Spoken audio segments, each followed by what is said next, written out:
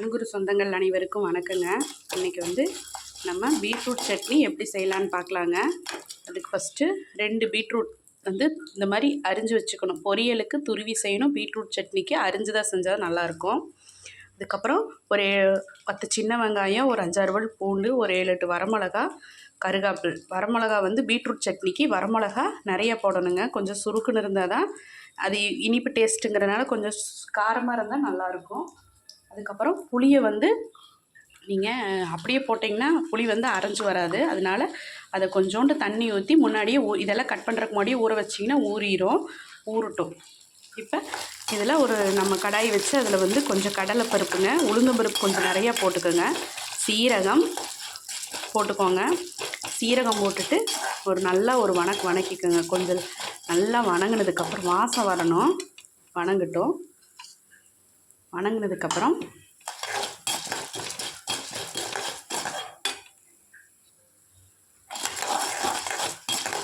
நல்லா வணங்கிடுச்சுங்க. அதுக்கப்புறம் சின்ன வெங்காயம், பூண்டு, வரமிளகா, கருகாப்பில் இதெல்லாம் போட்டு நல்ல வணக்கிக்கோங்க. நல்லா வணங்கிட்டுங்க.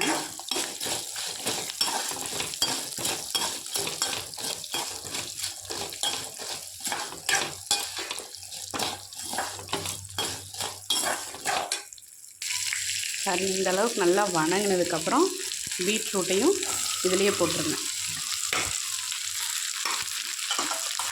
பீட்ரூட்டையும் போட்டு நல்லா வணக்கி விடுங்க. அந்த பச்சை வாசம் போகிற அளவுக்கு நல்லா வணக்கிடுங்க.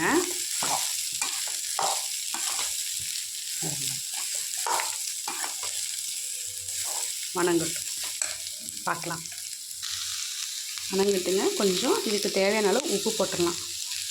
நல்லா வணங்கட்டும். உப்பு போட்டு விட்டோம்னா இன்னும் கொஞ்சம் சீக்கிரமாக வணங்கும். நல்லா வணங்கிட்டுங்க. அப்புறம் லாஸ்ட்டு என்ன போடுறதுன்னு பார்க்கலாம். பாருங்கள், பீட்ரூட் வந்து நீங்கள் வணக்கிட்டிங்களா, நல்லா வணங்கிடுச்சாங்கிறதுக்கு உங்களுக்கு எப்படி தெரிஞ்சுக்கலான்னா, இப்போ நீங்கள் வணக்குறீங்கன்னா இந்த மாதிரி ரெட் கலரில் தண்ணி வரும், காயில் இருக்கிற தண்ணி. இப்போ ஃபுல்லாக வணங்கிருச்சுன்னா அந்த கலரே இருக்காது, ஃபுல்லாக ஒயிட் கலரில் ஆயிருங்க. அதுதான் நீங்கள் தெரிஞ்சுக்கணும். வணக்கிட்டோம், ஃபுல்லாக வணங்கிருச்சுன்னு அர்த்தம். நான் ஃபுல்லாக வணக்கினதுக்கப்புறம் காமிக்கிற பாருங்கள். அந்த அப்படியே உங்களுக்கு காமிச்சுன்னா ரெட் கலரில் தண்ணியாட்டு இருந்ததா, இப்போ இல்லை பாருங்கள். இப்போ நம்மளுக்கு பீட்ரூட் சட்னிக்கு வணங்கியாச்சுன்னு அர்த்தங்க. ஃபுல்லாக கலரே உங்களுக்கு அந்த ரெட் கலரே தெரியாமல் ஃபுல்லாக ஒயிட் கலர் தான் இருக்கும் பாருங்கள். ரெடி ஆகிடுச்சுன்னு அர்த்தம். அதுக்கப்புறம் கொஞ்சோண்டு தேங்காய் பூ வந்து கொஞ்சோண்டு மல்லித்தலை, இது 2ஐயும் போடுங்க. போட்டு ஒரு சின்ன வதக்கலாங்க. அதாவது நீங்கள் சட்னி வந்து வச்சு சாப்பிட்றீங்க அப்படின்னா தேங்காய் பூ ஸ்கிப் பண்ணிக்கலாங்க. தேங்காய் பூ இல்லைனாலும் நல்லாயிருக்கும். தேங்காய் பூ போட்டு செஞ்சால் இன்னும் கொஞ்சம் டேஸ்ட்டாக இருக்குங்க. அவ்வளோதான். லாஸ்ட்டில் நல்லா இது பண்ணிட்டுங்க, தேங்காய் பூவும் போட்டு ஒரு வணக்கியாச்சு. அடுப்பு ஆஃப் பண்ணிவிட்டு அந்த சூட்லேயே அந்த இதாகிக்குங்க. லாஸ்ட்டில் இந்த புளி இருக்குது இல்லைங்க, இந்த புளியை தண்ணியோடு அப்படி போட்டுருங்க. போட்டு ஒரு கலரி விட்டுருங்க.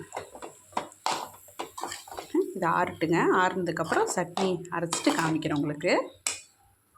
ஆஸ் யூஸ்வல் எப்பவும் போல் சாப்பாடு வச்சாச்சுங்க. சட்னிக்கு ஆறட்டும், அரைச்சதுக்கப்புறம் காமிக்கிறேன். பாருங்கள், அரைச்சிட்டு வந்துட்டேன். பீட்ரூட் சட்னி எப்படி இருக்குதுன்னு பாருங்கள்.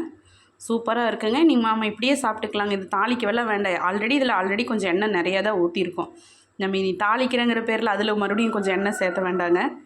சூப்பராக இருக்குது. சாப்பிட்டு பாருங்கள். சாதத்துக்குன்னா இப்படியே கெட்டியாகவே படைஞ்சு சாப்பிட்டுக்கலாம். இட்லி, தோசை எல்லாத்துக்கும். இட்லி தோசைக்குன்னா கொஞ்சம் தண்ணி ஊற்றி ஆட் பண்ணி மிக்ஸி தழுவுற தண்ணி எடுத்து வச்சுக்கோங்க. இட்லி தோசைன்னா அதையும் மிக்ஸ் பண்ணி இட்டிங்கன்னா நல்லாயிருக்கும் இட்லி தோசைக்கு. இது சாதத்துக்கு இப்படியே போட்டு பிணைஞ்சு சாப்பிட்டிங்கன்னா வேறு லெவலில் இருக்கும். செஞ்சு சாப்பிட்டு பாருங்கள். இது வரைக்கும் தனுகுரு விலாக்ஸ் என்னோடய சேனல் பொறுமையாக பார்த்ததுக்கு ரொம்ப நன்றிங்க. மேற்கொண்டு உங்கள் சப்போர்ட்டாக ஆதரவு தரணும். தேங்க்ஸ் ஃபார் வாட்சிங் ஃப்ரெண்ட்ஸ்.